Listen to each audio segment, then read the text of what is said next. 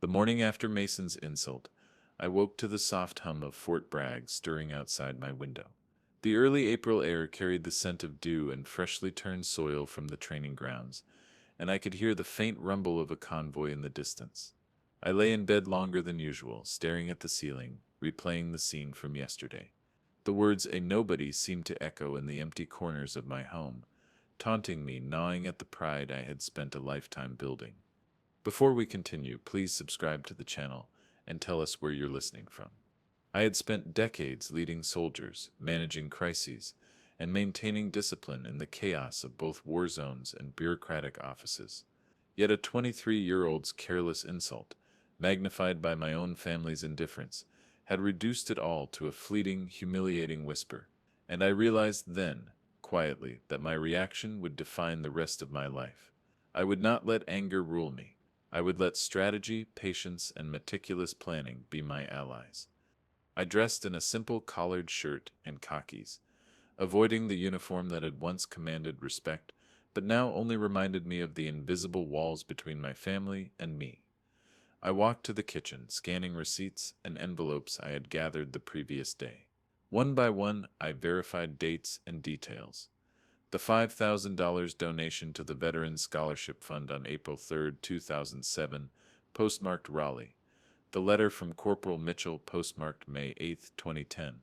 The commendation for leadership during the Joint Task Force exercise in 1995. Each document was a brick in a wall of truth I intended to build, a fortress no insult could breach. I avoided family gatherings for the rest of the day, politely declining calls from Elaine and Robert. I could hear Mason's laughter drifting from the living room at one point, and a pang of hurt mixed with determination tightened in my chest. The solitude gave me space to reflect, not just on the insult itself, but on decades of pride, honor, and sacrifice that had been quietly overlooked. Nights in particular became a time of reflection, the quiet of my study broken only by the occasional scribble of my pen as I annotated letters and cross-referenced dates. I thought back to my time leading the battalion during the Fort Hood deployment in 1984. I remembered the nights spent walking perimeter lines, checking each guard station, reassuring soldiers shaken by their first deployment. I remembered Colonel Reynolds' rare praise in private, the subtle nods that told me my work mattered even if recognition was scarce. Those memories were a lifeline now, grounding me in the truth that Mason's words could not erase. Humiliation lingered in small, insidious ways. At dinner, Elaine mentioned Mason's promotion again, this time trying to gloss over my absence. "He's doing so well at the firm," she said, as if my presence at the table were irrelevant. Robert nodded in agreement, muttering something about priorities and image. Their words were innocuous on the surface, but beneath them lay a quiet dismissal, a refusal to acknowledge what I had built, not just in service but in shaping values and mentoring those who would follow. I spent evenings compiling a mental inventory of allies who understood the gravity of reputation and honor. Sergeant Taylor, my right hand during deployments, had always respected discretion and strategic patience. Reynolds, though retired, had maintained influence over ceremonial decisions at the base.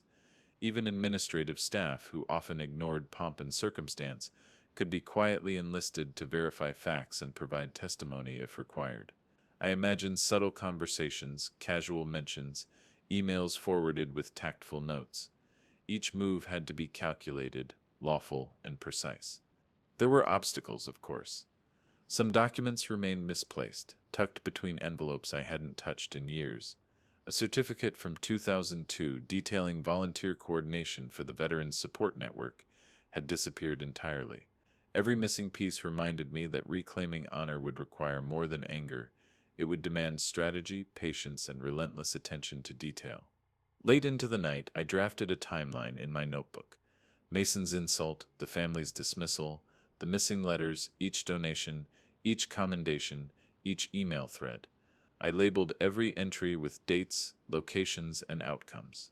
I considered the optics of each piece, how the letters would appear in a dossier, how the testimonials could be verified, how small victories could be made public without seeming retaliatory.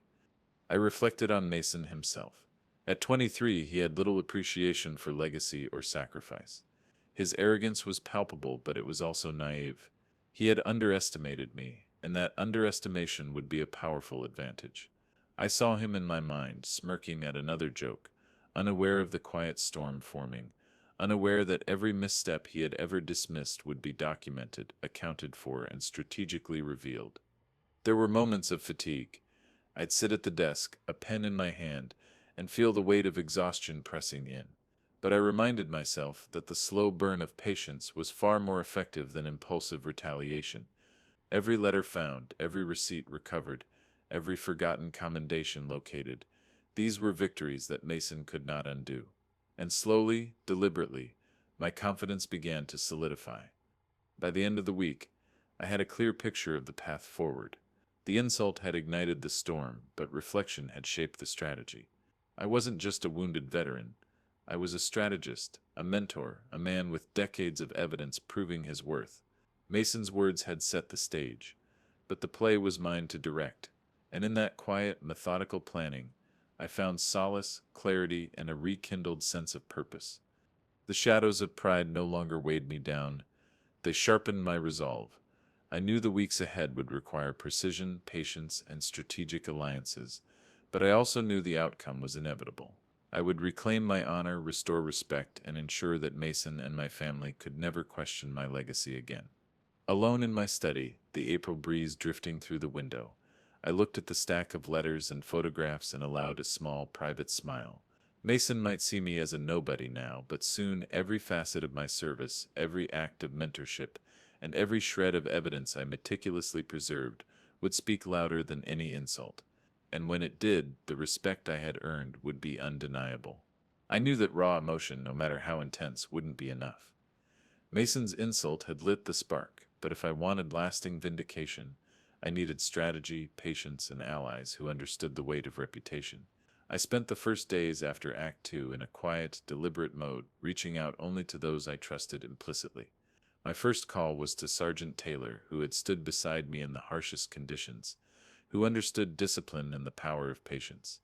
"Sergeant, I need your counsel," I said over the phone, my voice steady but weighted with purpose. I briefed him on the insult, the family's indifference, and the missing documents. He paused, considering, then replied with the calm certainty I relied on: "Calvin, we'll assemble everything. No shortcuts. Evidence first, impact second." That was the key. I needed lawfully collected proof, every piece documented, every date verified, every recipient reachable if called upon. I spent the following days meticulously combing through old correspondence. Each letter, every commendation, every donation receipt became part of a dossier. I rediscovered the $5,000 scholarship donation from April 3, 2007, the thank you letter from Corporal Mitchell, dated May 8, 2010, and a photo of my team and me at the Fort Bragg Training Hall, July 14, 1998, all of which I had previously archived in an old cedar filing box. I noted locations, postmarks, dates, and recipients in a leather-bound notebook, labeling each page for quick access. Every slip of paper became a potential proof point, a fragment of a narrative that could not be disputed. Next, I reached out to Colonel Reynolds. I knew his influence at the base was still considerable, and more importantly, he respected meticulous planning and ethical execution. "Reynolds," I said during our brief coffee meeting at a small cafe near Fayetteville, "I need to create a proposal. I want to suggest that a building be named after me, honoring decades of service and mentorship." He studied me, his eyes narrowing slightly, assessing not just the feasibility but the ethics. "It's ambitious," he said finally, "but if you've got the documentation, the testimonials, and the backing of the right people, it's possible. You'll need to be patient." Light, Harper will slow every step. Patience became my mantra. Every day I sent discreet emails to former colleagues and mentees asking for brief statements, dates they remembered, missions we had accomplished, lessons learned under my guidance. I made careful notes of each reply, storing them digitally and in printed form. One testimonial from Captain Jenkins, dated April 22, 2018, described my leadership during a complex joint exercise that had saved both time and resources. Another from Sergeant Alvarez, May 15, 2012, praised the mentorship I had offered new recruits during a particularly tense training cycle. Every word, every date, every signature was another brick in the foundation of my public vindication. I also visited the base, walking quietly among the halls, observing and planting subtle hints. Conversations with administrative staff were casual but purposeful.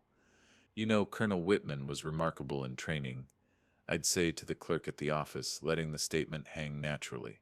Notes on bulletin boards, acknowledgments in newsletters, even casual mentions during reunions. Every action was calibrated to slowly shift perception without seeming overt. Mason remained oblivious, which only made the plan more effective. There were minor obstacles along the way. Lieutenant Harper, the base administrator, was cautious, hesitant to approve any proposal without exhaustive vetting. I anticipated this and had already collected official commendations, copies of awards, donation receipts, and letters.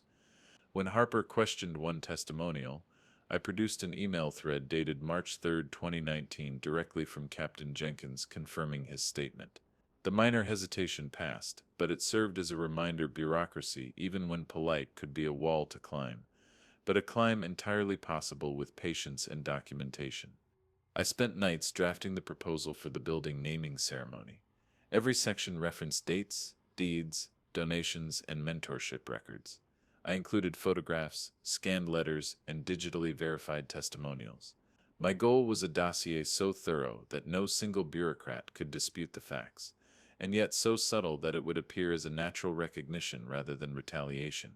Mason's arrogance continued to play into my hands. He remained focused on social media and career milestones, never noticing the meticulous groundwork being laid. Elaine and Robert debated propriety quietly, their whispers occasionally carried into my study. They worried about optics but had no idea how every detail had been methodically recorded, verified, and aligned for maximum impact. Every hesitation, every dismissive glance, only reinforced my strategy. Patience, precision, and lawfulness would win. By the third week, the dossier was complete. Commendations spanning 4 decades, donation receipts totaling more than $12,000 in veteran scholarships, photographs capturing leadership moments, email threads confirming mentorship, and testimonials from 18 former colleagues. Each piece cross-referenced, verified, and chronologically ordered. I reviewed it carefully, ensuring every fact was accurate, every name and date accounted for. In quiet moments, I rehearsed how the public reveal would unfold. I imagined the courtyard, the assembled crowd, cameras capturing the unveiling. I visualized Mason's expression, Elaine and Robert's realization, and the subtle acknowledgement from Lieutenant Harper and other staff. Every detail had been considered: placement of documents, speeches, acknowledgments, and the timing of the reveal. And yet, I reminded myself, strategy required restraint. This was not about cruelty or personal satisfaction. It was about justice and honor. Each move was lawful, precise, and moral. Every conversation, every email, every subtle planting of evidence had been crafted with this principle in mind. Mason would witness the truth, the base would witness the truth, and my family, whether willing or not, would acknowledge it. By the end of the month, a quiet satisfaction had settled over me. The dossier was ready, the allies prepared, and the minor bureaucratic hurdles accounted for. In my study, surrounded by letters, photographs, receipts, and carefully catalogued testimonials, I felt a rare peace. The insult that had once cut so deeply now fueled a deliberate, unstoppable course toward vindication. I was no longer reacting, I was orchestrating, and every move was perfectly aligned with my goal. Mason might continue to believe I was irrelevant, but in the weeks ahead he would see precision, patience, and undeniable evidence dismantle his arrogance piece by piece. And when the day arrived, the culmination of strategy and lawfully earned recognition would be nothing short of vindication. The next few weeks were a careful dance, measured in small victories and quiet observations. I attended reunions and base events, blending seamlessly with colleagues while letting subtle hints of my achievements circulate naturally. I noticed the difference immediately. Former soldiers approached me with smiles, recalling shared memories and complimenting my mentorship. Each exchange, each nod of recognition was a tiny, deliberate shift in perception. Mason remained oblivious, his attention still fixed on his own social milestones, while my allies silently validated every word I had carefully documented. At one luncheon, I caught sight of Sergeant Taylor speaking with Lieutenant Harper. Their conversation was brief, professional, but I could sense a subtle nod in my favor, a signal that the groundwork laid in previous acts was taking effect. I smiled politely, acknowledging the recognition with understated grace. Every letter, every testimonial, every donation receipt I had cataloged now began to serve its purpose, subtly reinforcing my presence and authority within the base community. I made deliberate appearances at charitable events, quietly ensuring that key figures saw my involvement. A donation to the Veterans Support Network, carefully logged and dated, was casually mentioned to the organizer, who later shared the acknowledgement with the administrative office. These actions were small but intentional. The narrative of my lifetime of service began to weave itself naturally into the conversations of others, a ripple effect that Mason could not yet perceive.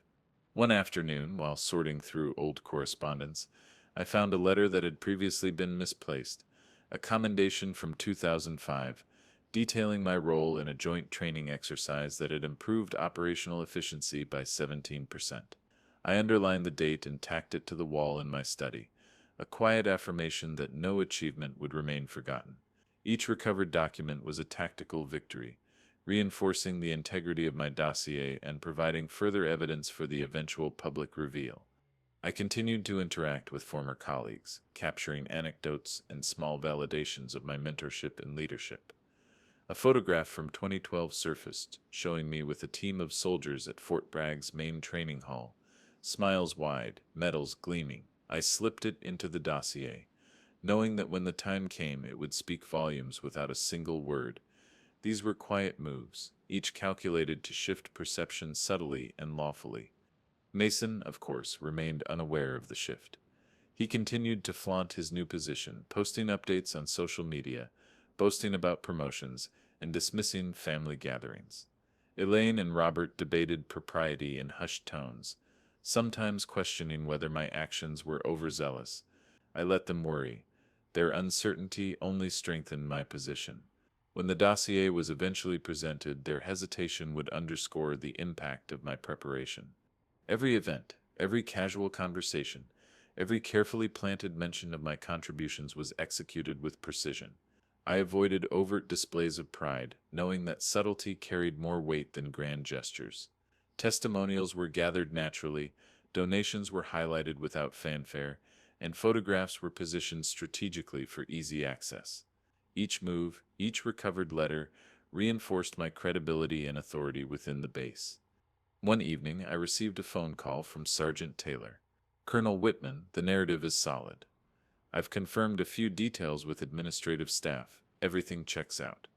You're ready for the next step." His calm voice conveyed the quiet satisfaction of a plan unfolding flawlessly. I thanked him, filing his affirmation alongside the other documents, evidence that every ally was aligned, every detail verified. I began rehearsing subtle remarks to use in conversations, ensuring that casual mentions of my achievements would sound organic yet impactful. At base gatherings, I referenced past exercises and mentoring moments naturally, allowing colleagues to witness my legacy firsthand. Mason's obliviousness continued to play in my favor. His arrogance prevented him from recognizing the steady shift in perception around him. By the end of the month, the cumulative effect was undeniable. Former colleagues acknowledged my contributions more openly.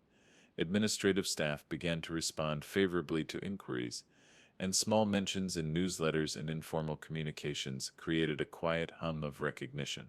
Each minor victory reinforced the strategic foundation I had built in Acts 2 and 3. That night, I returned to my study, reviewing letters, photographs, and receipts.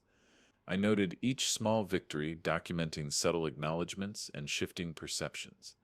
The missing documents had been found, and every testimonial was verified. The quiet moves had yielded measurable progress, each action deliberate and lawful, gradually shaping the narrative that would culminate in the public vindication to come. I allowed myself a rare moment of reflection, thinking about Mason. He still saw me as irrelevant, yet the evidence was accumulating silently, like snowdrifts gathering before a storm. Elaine and Robert were uncertain, their earlier dismissiveness replaced by subtle curiosity. The careful, methodical progress I had made in these weeks ensured that when the moment of recognition arrived, it would be undeniable, lawful, and deserved. The courtyard, the base, and even my family were now unknowingly primed for the reveal. I felt a quiet satisfaction as I placed the final documents in order, knowing that every step taken, every small victory earned, was part of a carefully orchestrated path toward justice. Mason might continue to dismiss me for now, but the tide had shifted. The groundwork was laid, the allies secured, and the evidence verified. And in that deliberate, measured rhythm, I realized something profound. Patience and precision were more powerful than anger. Each quiet move, each recovered letter, each subtle acknowledgement built a momentum that no insult could undo. I had regained control, not through confrontation but through strategy. The stage was set. The storm that Mason's careless words had ignited was now under my command, and it would reach its peak in due course. By the time I reached the fifth week after Mason's insult, my strategy had evolved into something almost tangible, a chessboard of respect where every move mattered and every ally and document played a critical role. I was no longer reacting to humiliation, I was directing it toward a lawful, undeniable vindication. Every step I had taken, recovering letters, compiling testimonials, attending base events, was now positioned to deliver maximum impact. I started by escalating my visibility within the base, not through boastful displays but through deliberate, lawfully documented contributions. I submitted an updated dossier highlighting my volunteer work with the Veterans Support Network, cross-referencing donation receipts dating from 2007 through 2018. Each receipt was annotated with dates, recipients, and postmarks. I ensured that administrative staff and Colonel Reynolds were aware, sending copies in a polite, professional manner. The goal was subtle amplification to let the recognition circulate naturally among those whose respect carried weight. Mason continued his oblivious arrogance, posting about his promotion and recent travels as if the world revolved around him. I allowed him to operate in his bubble. Every time he posted a photo on social media or bragged about achievements at work, I smiled quietly, knowing my foundation of facts and evidence was far more enduring than fleeting vanity. Elaine and Robert occasionally exchanged glances when my name came up, their uncertainty growing. They were beginning, without realizing it, to witness the slow erosion of the dismissive narrative they had long held about me. I also took care to involve allies strategically. Sergeant Taylor confirmed timelines, ensuring that each testimonial was consistent and verifiable. Reynolds lent his weight subtly, forwarding letters and confirmations to administrative staff with casual remarks, never overtly drawing attention to the dossier but ensuring its presence was undeniable. I cross-referenced each contribution, each email, and each photograph, noting even the minor details that could be challenged, anticipating every question before it could be asked. One evening, I revisited a series of photographs from various ceremonies: the Fort Bragg Training Hall, the 2010 Veteran Mentorship Program, and a 2012 joint training exercise with Colonel Reynolds. I carefully labeled each with dates, names, and locations, creating a visual narrative that would speak volumes once publicly revealed. I even discovered a previously overlooked thank you letter from a corporal, dated June 14, 2011, praising my guidance and mentorship during a difficult deployment rotation. Each recovered piece reinforced the dossier, and I filed it meticulously, labeling it in chronological order. I continued to deploy subtle conversational nudges. At informal reunions, I referenced past exercises or mentorship moments, allowing colleagues to recall achievements naturally. I remember that night at Fort Hood, I would say softly, and the recognition followed in nods, murmurs, and remembered stories. Mason, of course, misread these interactions, interpreting them as harmless nostalgia rather than deliberate repositioning. His arrogance blinded him to the growing momentum against his dismissive narrative.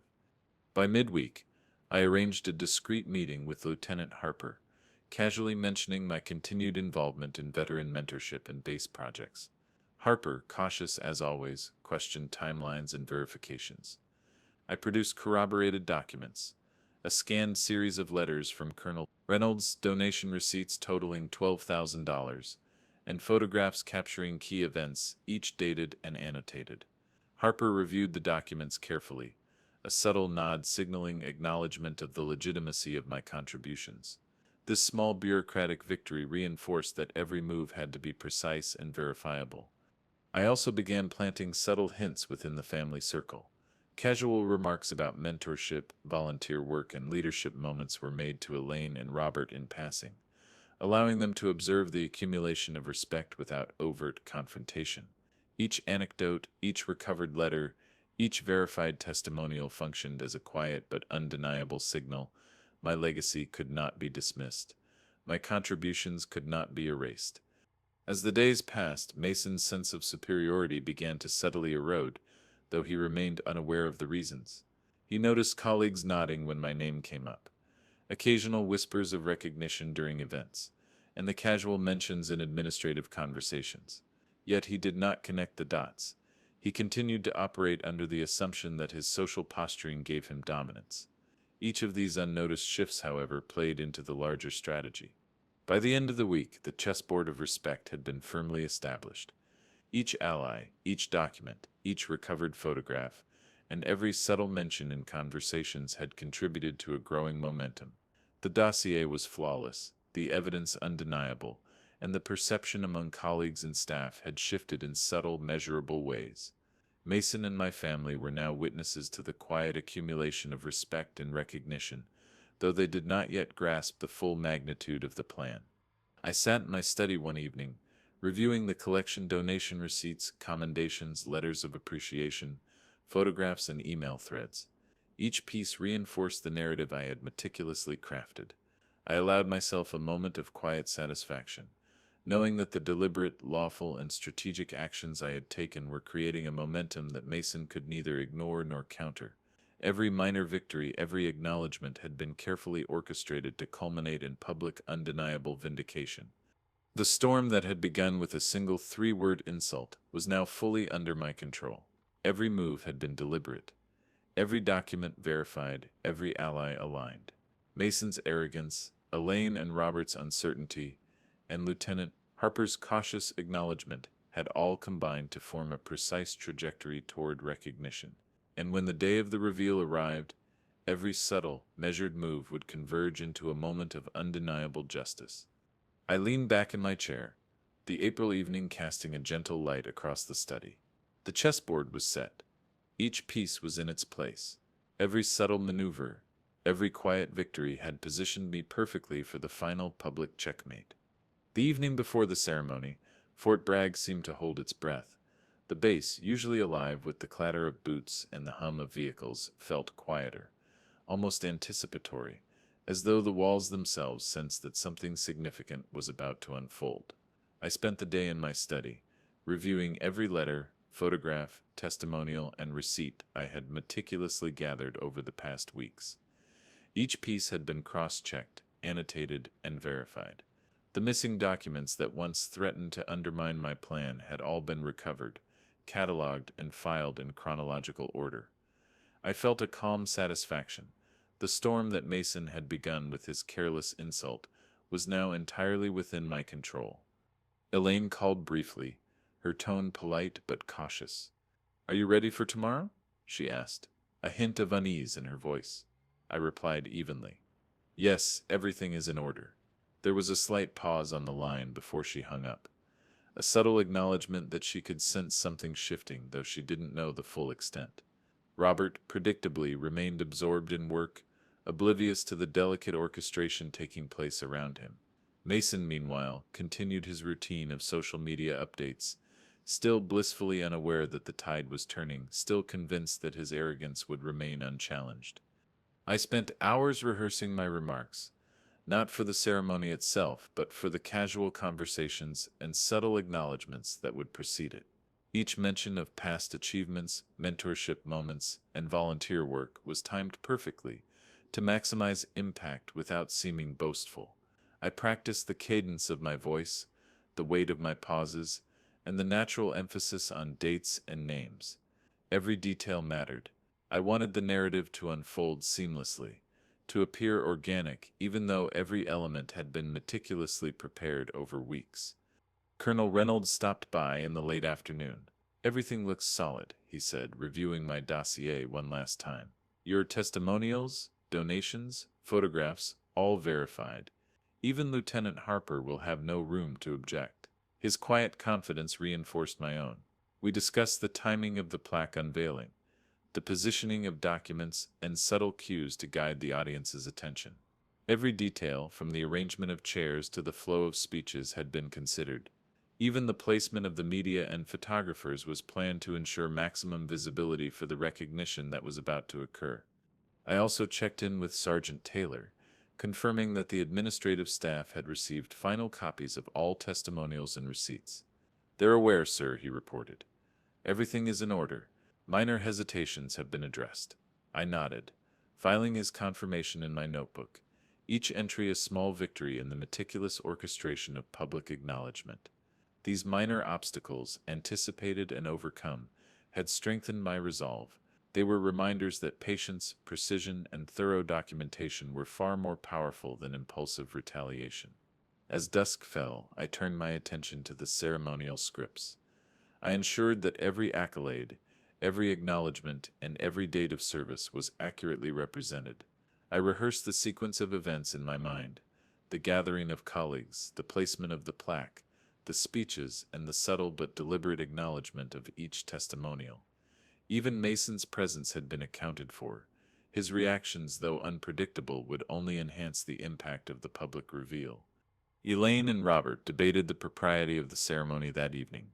Their conversations carried faintly through the house. "Do you think it's appropriate?" Elaine asked, a trace of uncertainty in her voice. Robert muttered something about optics and family image. I allowed them their doubts. Their unease, their uncertainty, only underscored the effectiveness of my preparation. When the moment arrived, their recognition would be as complete as everyone else's. I spent the late evening double-checking my personal files, ensuring every document, every receipt, every letter was in perfect order. Photographs were labeled and organized chronologically. Email threads verified, donation receipts accounted for. Even minor details, such as the postmarks on letters and the dates on official commendations, were cross-referenced. Every element of evidence was now flawless, leaving no room for dispute. Sitting quietly, I reflected on the emotional stakes. Mason had underestimated me, and my family had dismissed my legacy. Yet now, after weeks of careful strategy and subtle maneuvering, the balance of perception was shifting. Each ally had been aligned, each bureaucratic hesitation addressed, and every piece of evidence accounted for. The culmination of all these efforts would occur tomorrow, in a public, undeniable act of recognition. I prepared mentally for the ceremony, visualizing the courtyard, the assembled audience, the cameras capturing every detail, and the plaque unveiling. I imagined Mason's shock, Elaine and Robert's recognition, and the quiet acknowledgement from Lieutenant Harper and administrative staff. Every element had been anticipated, rehearsed, and accounted for. The anticipation was almost palpable, like the charged silence before a storm, yet I felt a deep calm. As I locked the study door and stepped into the night, the gentle spring breeze carried a sense of inevitability. Every subtle move, every recovered letter, every verified testimonial had brought me to this point. The storm that had begun with a single insult was now fully orchestrated, and the day of recognition was on the horizon. Mason, Elaine, Robert, and even the base administration would soon witness the full scope of what meticulous planning, patience, and lawful action could achieve. And in that quiet moment, I understood something profound. True vindication was not born of anger, but of careful preparation, strategic foresight, and unwavering adherence to principle. Tomorrow, every piece of evidence, every subtle maneuver, and every loyal ally would converge in a moment that could not be denied. The eve of recognition was not merely preparation, it was the calm before the most significant day of my life. The morning of the ceremony, Fort Bragg was alive with a quiet energy, the kind that hums under your skin before something monumental occurs. The courtyard was buzzing, chairs neatly arranged in rows, banners fluttering lightly in the April breeze.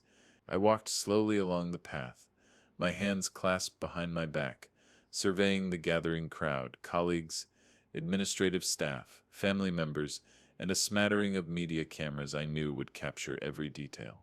My dossier, meticulously organized and verified over weeks, rested in my study, a silent testament to preparation and patience. Mason arrived late, as expected, his smirk in place, phone half hidden beneath his jacket, oblivious to the gravity of the day. Elaine and Robert followed shortly after, whispering quietly to each other, their earlier skepticism palpable. Lieutenant Harper stood off to the side, clipboard in hand, scanning names and cross-referencing details, a faint furrow in his brow betraying professional concern. Colonel Reynolds and Sergeant Taylor were present as my silent anchors, nodding subtly as I approached. Every ally, every detail, every recovered letter and photograph had been positioned to ensure the moment would be undeniable. I took my place near the plaque, a simple yet striking bronze marker, draped in the American flag, awaiting its unveiling.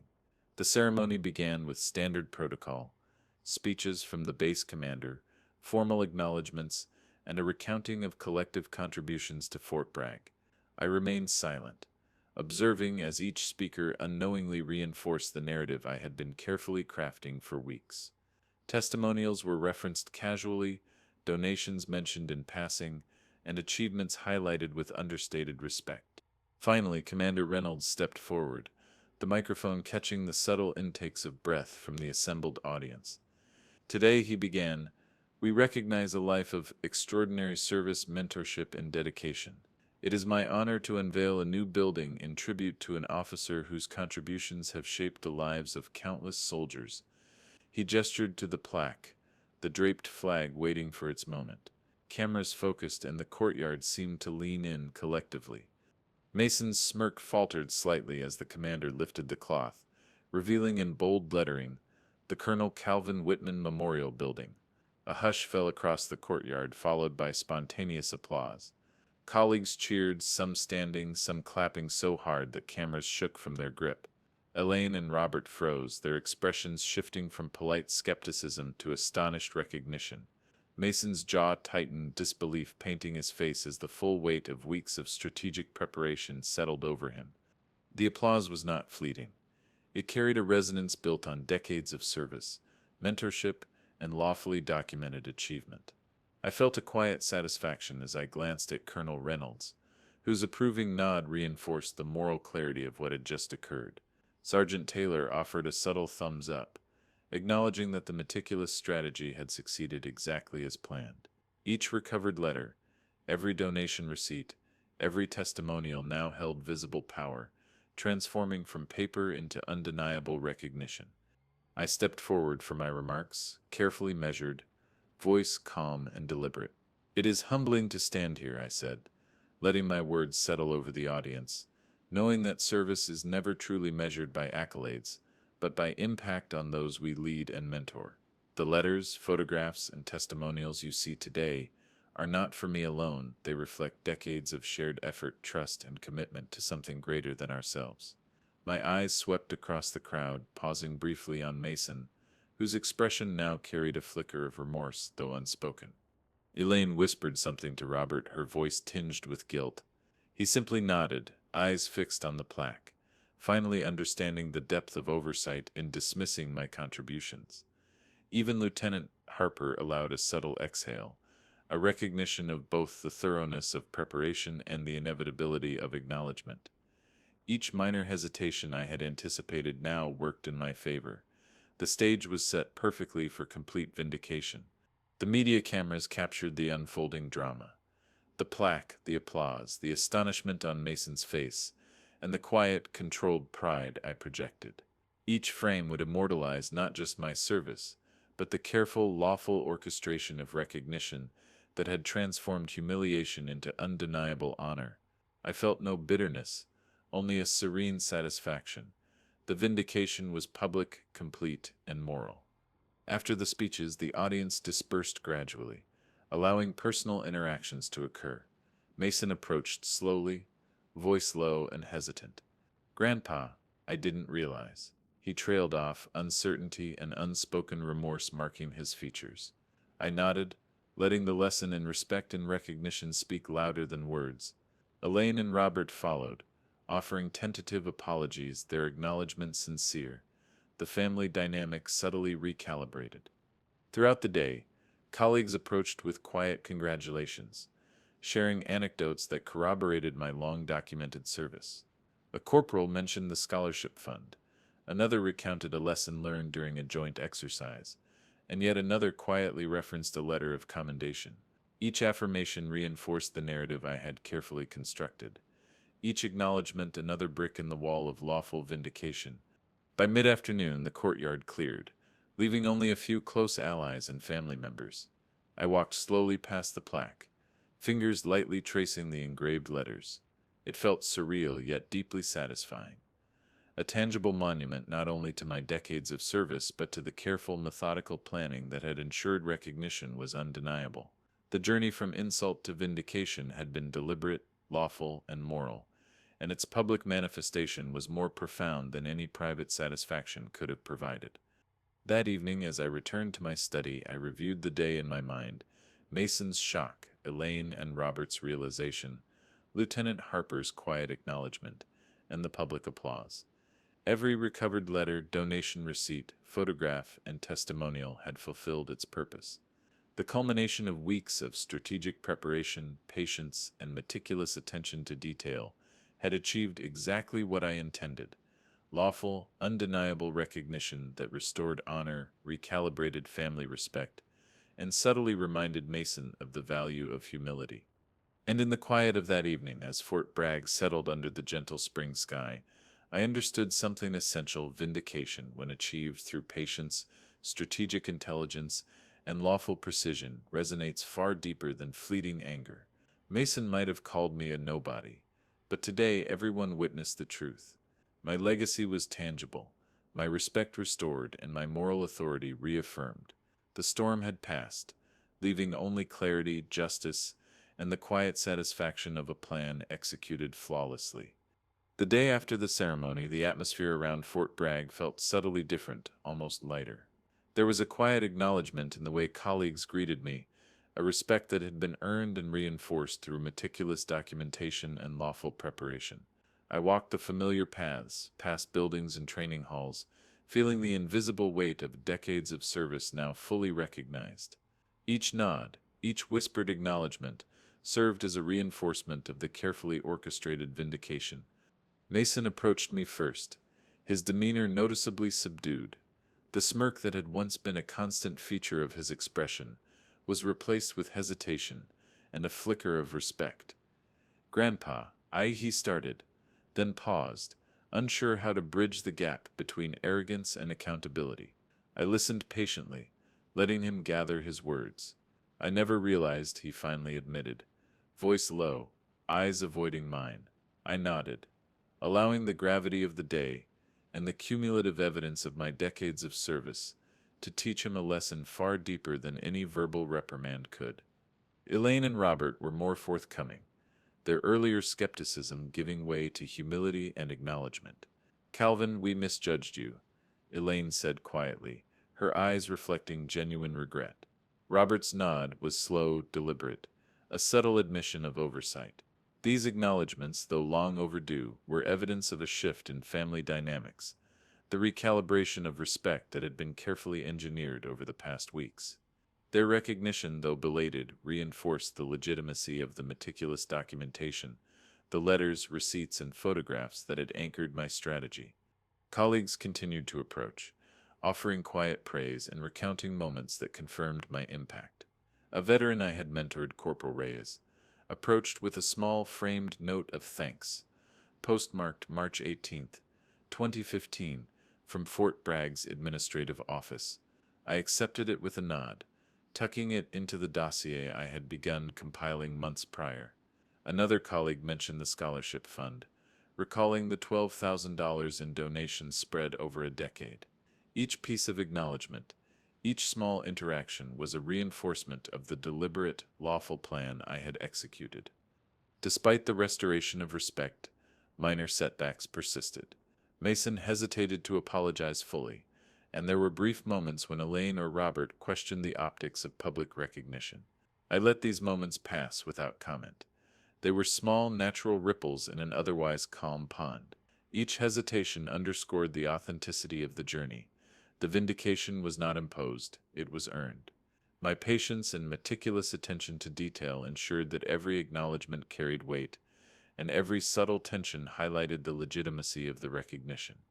I took time that afternoon to walk through the courtyard, reflecting on the public reveal. The plaque, the Colonel Calvin Whitman Memorial Building, stood gleaming in the sunlight, a tangible symbol of decades of service, mentorship, and lawful preparation. Each recovered letter, donation receipt, testimonial, and photograph had culminated in this moment, reinforcing the narrative I had carefully orchestrated. The public acknowledgement, combined with the subtle shifts in perception among colleagues, family, and administrative staff, provided a comprehensive resolution to the humiliation initiated by Mason's insult. Mason observed quietly from a distance, his posture tense but restrained. Over the course of the day, he approached incrementally, engaging in brief conversations with former colleagues and staff, absorbing the recognition I had earned. His demeanor suggested a growing awareness of the consequences of dismissing legacy, service, and evidence. Each acknowledgement he witnessed reinforced the lesson that respect, once earned through lawfully documented effort and strategic planning, could not be denied. I spent part of the afternoon reviewing the documentation once more. Each letter, receipt, photograph, and testimonial had been cross-referenced and verified. Even the minor discrepancies that had once caused concern were resolved, ensuring an airtight narrative.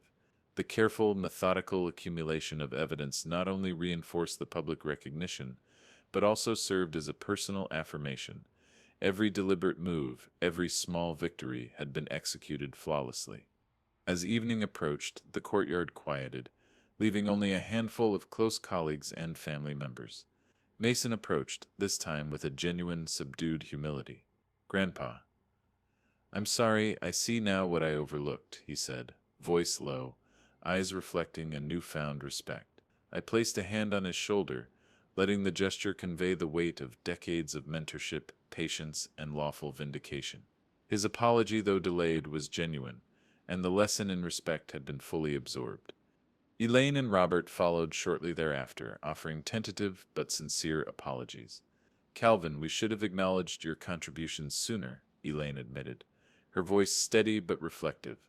Robert nodded, voice quiet. These acknowledgments, though belated, were a testament to the efficacy of the strategic, lawfully documented approach I had employed. Every letter, photograph, testimonial, and donation receipt had fulfilled its purpose, shifting perceptions and restoring familial respect. By nightfall, the courtyard was empty, the building illuminated softly under the spring sky. I stood before the plaque one last time, reflecting on the journey from insult to recognition. Each step had been deliberate, lawful, and moral. The storm that had begun with Mason's careless words had been transformed into a public, undeniable affirmation of service and honor. Respect had been restored, both among colleagues and within my family, and minor setbacks had only reinforced the authenticity of the vindication. In the quiet of the evening, I realized that true restoration of respect required more than emotion or retaliation. It demanded strategic patience, meticulous documentation, and lawfully executed actions. Mason had learned humility, Elaine and Robert had acknowledged oversight, and colleagues had witnessed decades of service and mentorship validated publicly. The process had been deliberate, precise, and morally grounded, culminating in a fully earned resolution. And in that stillness, I understood the profound truth. Vindication is sweetest when it is earned lawfully, meticulously, and patiently. The respect restored that day was not fleeting. It was permanent, grounded in evidence, strategy, and moral authority. Mason might have begun the storm with a careless insult, but it ended with a testament to integrity, patience, and undeniable recognition. In the days following the ceremony, the recognition rippled far beyond the courtyard at Fort Bragg. Newsletters circulated within the base highlighted the new Colonel Calvin Whitman Memorial Building, emphasizing decades of service, mentorship, and contributions to the veteran community. I watched as photographs from the ceremony, my colleagues applauding Mason's shocked expression, and the gleaming plaque were shared in both official communications and informal circles. Every piece of documentation, every testimonial, every donation receipt that had been meticulously collected over weeks now formed a public, undeniable record of my legacy. Even external media picked up on the story.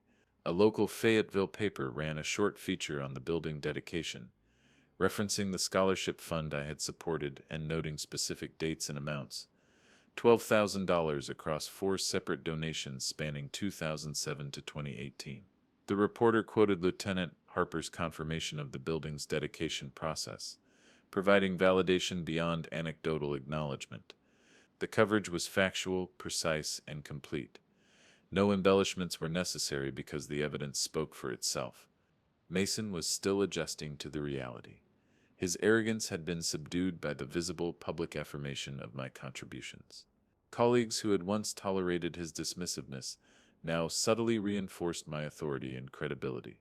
Each interaction he witnessed served as a quiet, practical lesson in the consequences of ignoring experience and legacy.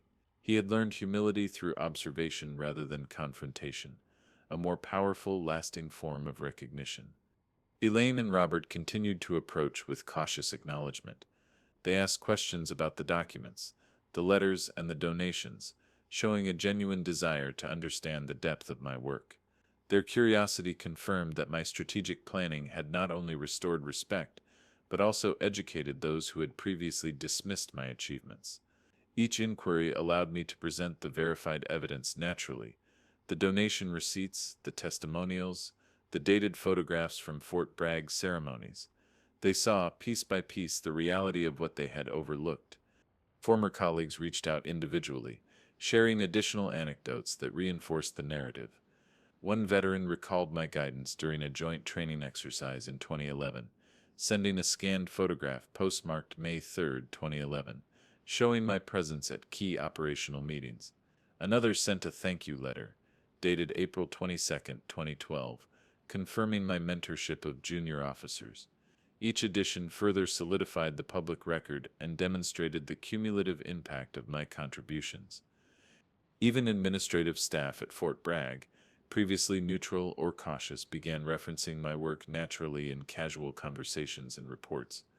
Harper acknowledged in private that the documentation was thorough, irrefutable, and reflected the careful, lawful preparation that had led to the public recognition.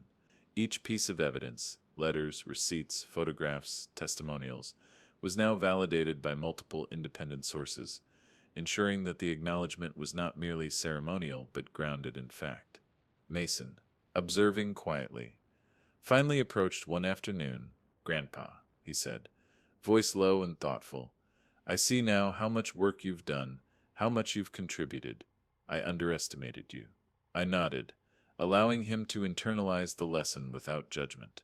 The recognition he had witnessed, the public affirmation and accompanying evidence, were more effective than any confrontation or reprimand could have been. His understanding of respect had shifted, as intended, through deliberate, lawful strategy. I reflected on the long path from insult to public recognition. The letters, photographs, receipts, and testimonials had all played a critical role, not only in the ceremony but in shaping ongoing acknowledgement. Each strategic move over weeks, the careful recovery of documents, the subtle planting of hints in conversations, the alignment of allies had culminated in a ripple effect extending beyond the ceremony itself. Recognition now persisted, reinforcing credibility and respect at both formal and informal levels within the base community. The ripple extended into family life as well. Mason's behavior shifted subtly, showing increased respect in casual interactions, a willingness to listen, and a newfound appreciation for legacy. Elaine and Robert, observing both public and private acknowledgement, began referencing my contributions more frequently, often citing specific letters or receipts. The small, deliberate shifts I had orchestrated over weeks had achieved lasting impact, subtly realigning family dynamics without overt confrontation. I reviewed the accumulated evidence once more, ensuring every piece was cross-referenced and verified. Each testimonial, every photograph, every donation receipt, and every letter from past decades now served as an irrefutable record. Recognition had extended beyond the ceremony, becoming both public and enduring, leaving no room for doubt or dismissal. Mason's insult, once a source of humiliation, had been transformed into a catalyst for lawful, strategic vindication. By the end of the week, the narrative was complete. Colleagues, administrative staff, media, and family all acknowledged the reality of my service and legacy. The journey from betrayal to recognition had been deliberate, patient, and moral. Each action had been strategically aligned with evidence, ensuring that the vindication was not fleeting but enduring. And in that moment of reflection, I understood the profound satisfaction of strategic patience and lawfully executed recognition. The ripple of acknowledgement extended far beyond a single ceremony, embedding itself into both professional and personal circles, leaving a lasting affirmation of service, honor, and moral authority. The night after all recognition had settled, I returned to my study, the soft glow of the lamp illuminating stacks of letters, photographs, and awards that had defined my life's work. The Fort Bragg courtyard was quiet now, the plaque gleaming under the moonlight outside, a tangible monument to decades of service, mentorship, and carefully orchestrated vindication.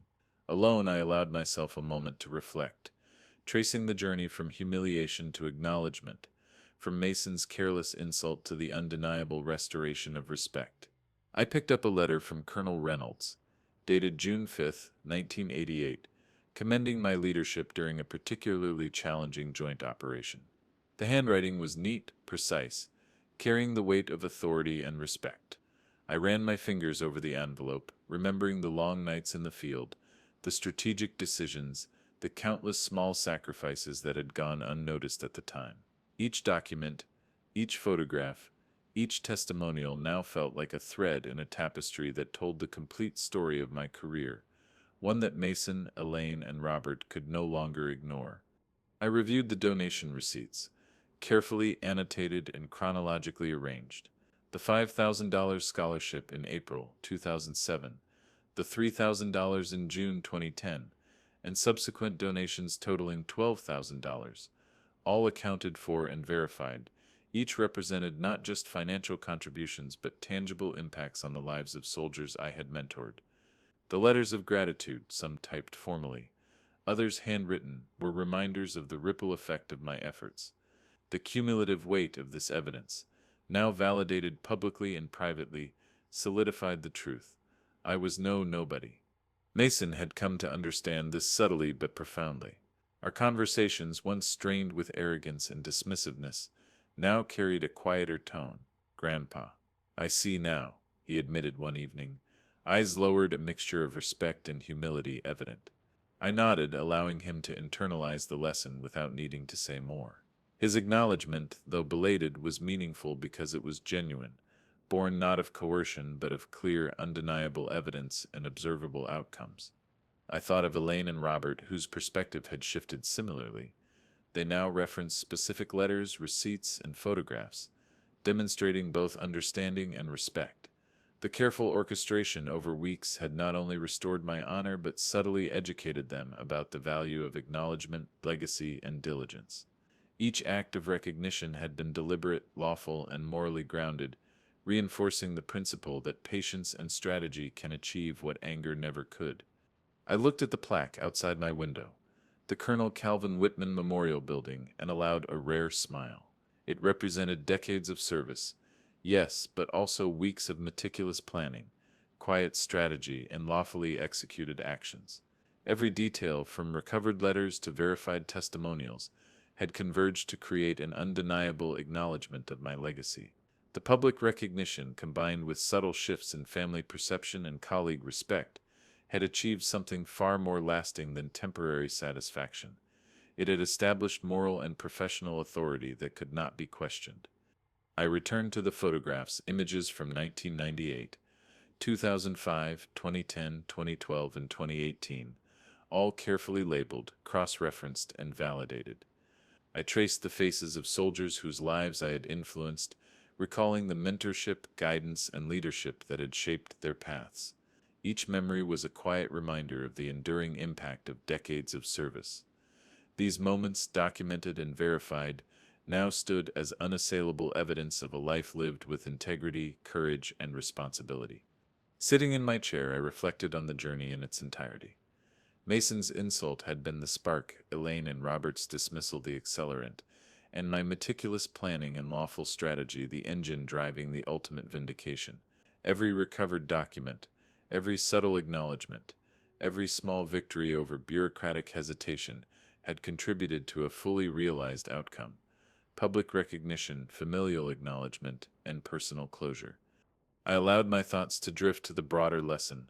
True vindication is not achieved through anger or rash actions, but through patience, evidence, and deliberate lawful planning.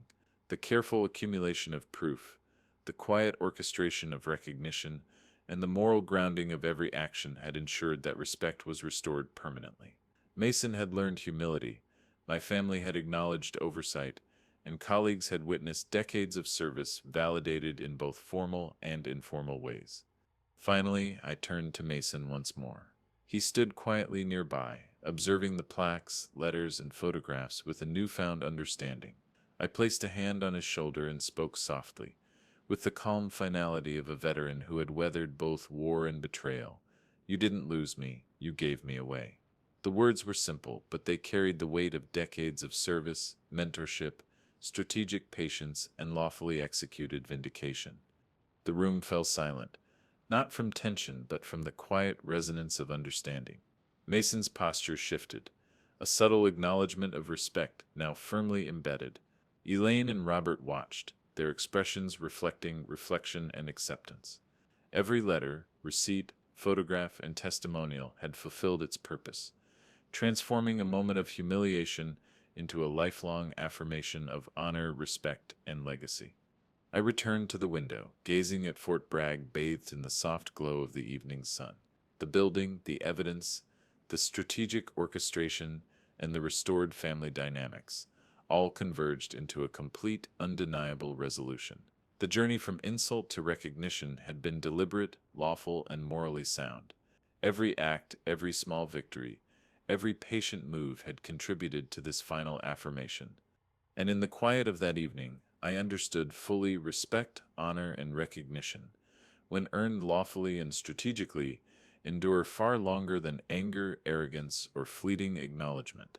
The storm that began with a careless insult had transformed into a lasting testament to integrity, patience, and undeniable legacy. My vindication was complete, my family recalibrated, and my conscience clear.